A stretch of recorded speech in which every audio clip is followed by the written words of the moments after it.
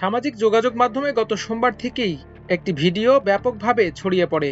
ওই ভিডিওতে দেখা যায় দাউ দাউ করে জ্বলতে থাকা আগুনের মধ্য দিয়েই একটি শিশু ধীরে ধীরে চলছে।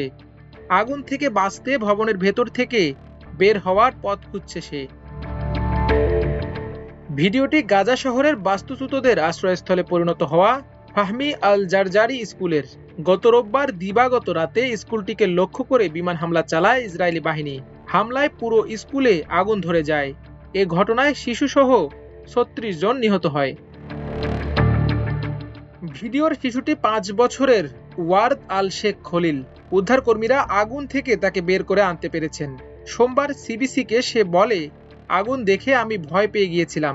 পুরো স্কুলে আগুনে পুড়ছিল। হামলার সময় সবাই ঘুমাচ্ছিল। ঘুমের মধ্যেই ওয়ার্দের মা ও তার ৫ ভাই বোন নিহত হয়েছেন। তার বাবা ও এক ভাই গুরুতর আহত হয়ে হাসপাতালে চিকিৎসাধীন।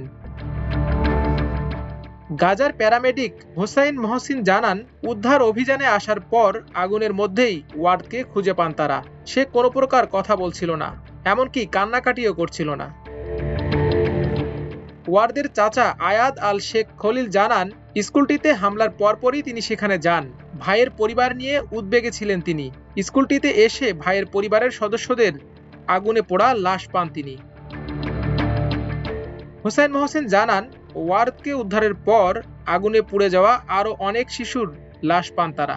পর্যাপ্ত বডি ব্যাগের অভাবে এক ব্যাগে ৩ থেকে ৪ শিশুর লাশ রাখা হয়েছে। আগুনে অবশ্য ওয়ার্দের শরীর হালকা পুড়ে গেছে। এখন চাচার কাছেই রয়েছে সে। মাল্টিমিডিয়া ডেস্ক, আমার দেশ।